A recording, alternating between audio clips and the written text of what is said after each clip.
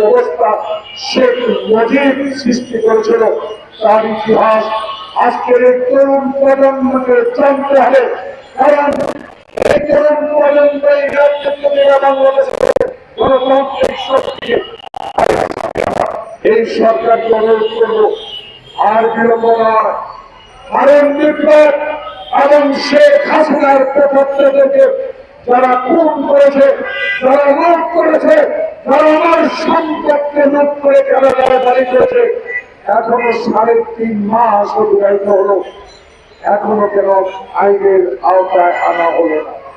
সময় তো কম যায় না, 3.5 মাস হলো, সময় কম না।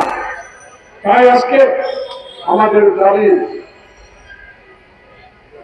বিগত দিনের আন্দোলন সফল করে দাবি বাংলাদেশের নির্বাচনের রোড ম্যাপ দিতে হবে।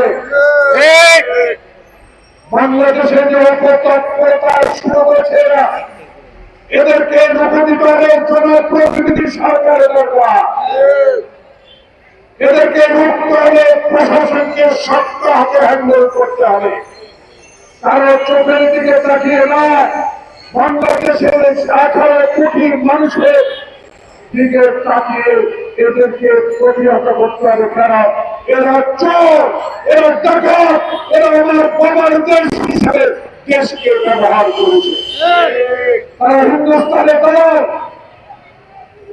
তারা ভারতের দল, তারা ভারত থেকে আমার অধিকার আদায় করতে পারে নাই, আমার পানি আনতে পারে না, যারা ফেলানির লাশের বিচার করতে পারে না, যারা বাংলাদেশের গণতন্ত্র প্রতিষ্ঠা আমাদেরকে সহযোগিতা করবে না, বরং শেখ হাসিনাকে ক্ষমতা রেখে এই দেশটাকে অঙ্গরাজ্য বানাবার প্রচেষ্টার বিরুদ্ধে রুখে দাঁড়াবার জন্য আমরা প্রস্তুত আছি, প্রস্তুত ইনশাআল্লাহ থাকবে এবং আমাদেরকে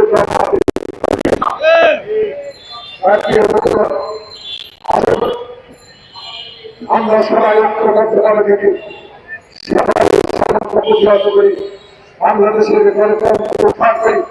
বাংলাদেশে এমন একটা নির্বাচন নেই যে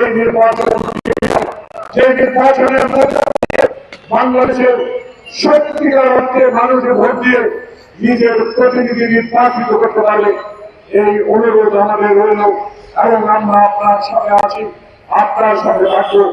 আপনি শুধু বলে দেন বাংলাদেশের রাজনীতি হবে গণতন্ত্রের রাজনীতি, রাজনীতি নয়।